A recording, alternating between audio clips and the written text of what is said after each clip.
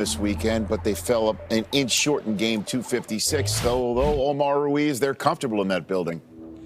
Yeah, Rich, the Seahawks will come in here with a lot of confidence, but they did lose 3 of 4 to end the regular season, including that heartbreaker Week 17 against the 49ers. Not only did they lose the NFC West in a possible home game in the playoffs, they felt they lost that game 3 different times with self-inflicted wounds, converting 4th and 10 but not scoring, the delay of game, and then, of course, coming up short at the 1-inch line. Those factors combining to take an emotional toll early in the week, but I'm told it was Russell Wilson leading them out of it, setting the tone at practice to make sure there was no emotional hangover. Russell Wilson is aware and is embracing the challenge of trying to lead the Seahawks to their first Super Bowl, not having that #1 seed in the playoffs and home field advantage throughout. I'm told he was as good Thursday throwing the football as he's ever been, hoping for some carryover here into Lincoln Financial Field.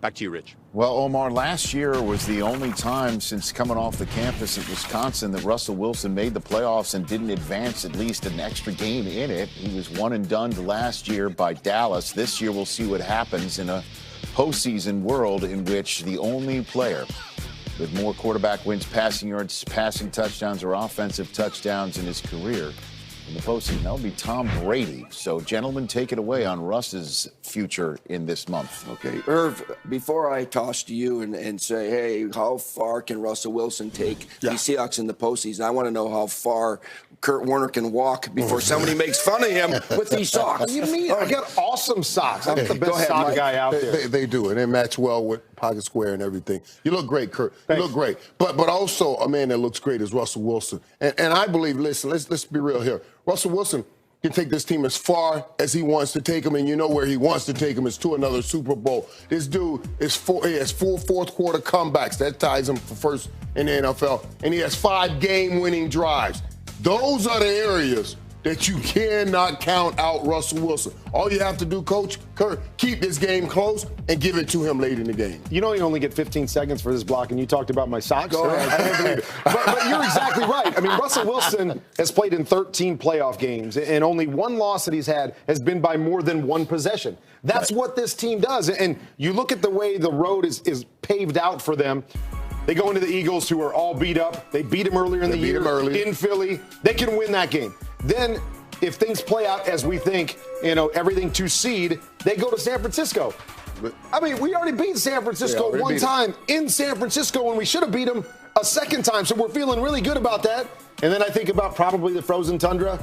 If everything stays true, that's probably a low-scoring game in the cold. Russell Wilson, 1 possession. I think he has a chance. Now, it's not easy to go on the road 3 times and win. But Russell Wilson, they're going to keep these games close. And with that guy behind center, 2 minutes to go in a game, I don't know if I'd bet on anybody else, Coach. I wouldn't either. And that guy's maybe he's going to play the Niners for the 3rd time and throw it in Manila. So let's go out to Colleen and Kyle in the city of Brotherhood. Good segment, Mooch. Did you add anything, Coach?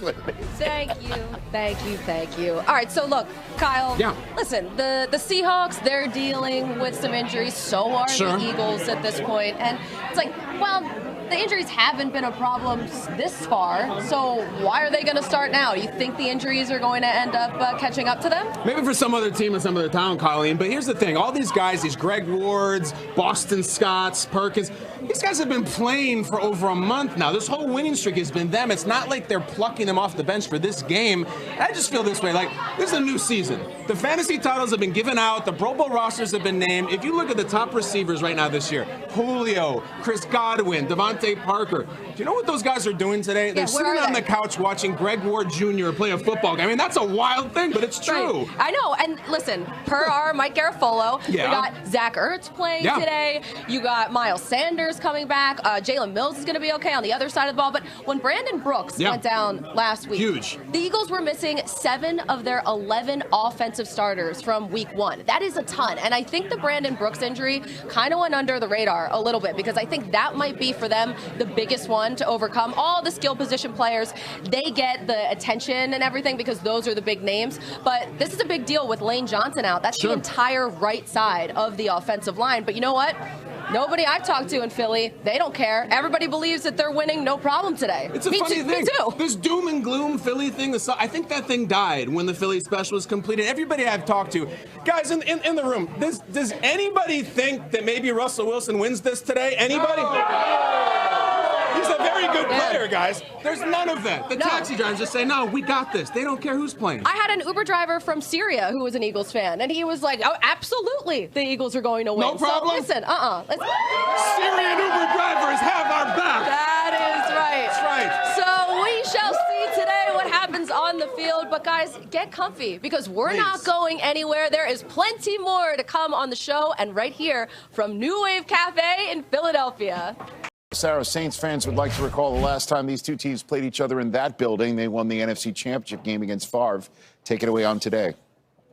Rich, Kirk Cousins was a free agent to be 2 years ago watching the Minneapolis Miracle on TV. Today, he is looking for his first playoff win and the chance to shed another label against those same Saints. So what kind of headspace is Cousins in? He smiled when I asked him that on Friday and told me, I just want to win. It's not more complex than that. Do your normal preparation, go let it fly, and see what happens. Teammates insist they believe in Cousins, and he doesn't have to do it all himself today with star running back Dalvin Cook returning to action. Cook told me once Kirk's on, he's on. We got to get him going early, get him some quick passes, and the run game can help with all that. Rich? Well, here's a reason why the conversation about Kirk Cousins' headspace is front and center is because it's a big-time game, as you can see in playoff games or primetime games or against winning teams or on the road. Not so good. And in terms of headspace, the Saints are trying to live in that rent-free this week. This was Cam Jordan, Kurt, on my show earlier this week when I asked him about somebody else on the Vikings offense. The issue of knowing what type of Dalvin Cook you're going to get. What do you think on that front? The issue of knowing what Kirk Cousins you're going to get. What do you mean by that, Cameron? At times, he looks to be a very proficient quarterback. Mm-hmm. And at other times, maybe not so much. Is that what you're saying? I'm going to stick to the first statement. I like the laugh. Like that sinister laugh. Maniacal laugh. So what do you think about Kirk today in this environment, Kurt? I think like everyone else, I'm thinking to myself, he's not going to show up big. But at the same time, I know he can. This is from their game on Monday night against the Packers. Early in the game, look, he got a high-low over here to the side. You got to take these chances. You got to come out early and attack. It's not about checkdowns when you're playing against Drew Brees. Got to play action. We get a big bite on the play action. You got Adam Thielen down the middle of the field. You have to be ready to take those shots. In that game, he wasn't. Okay, now it's late in the game. We got 3rd and long. Look at this throw, Rich. Up, over, into the second level, beating a safety, over a linebacker. He can make these kind of throws, but you just have to come out aggressive. Here's another one, but they're down 2 touchdowns. But watch this throw, holding the backside safety, dropping this dime in between 2 guys, leads to a touchdown, even though it was called back. He can make those kind of throws. So the question why is it inconsistent? Well, I think the biggest thing is he comes out early in games and goes, I don't want to lose it. I don't want to make a mistake. So I'm going to play real conservative. And then when you're down and he's got to make those throws, he can make them.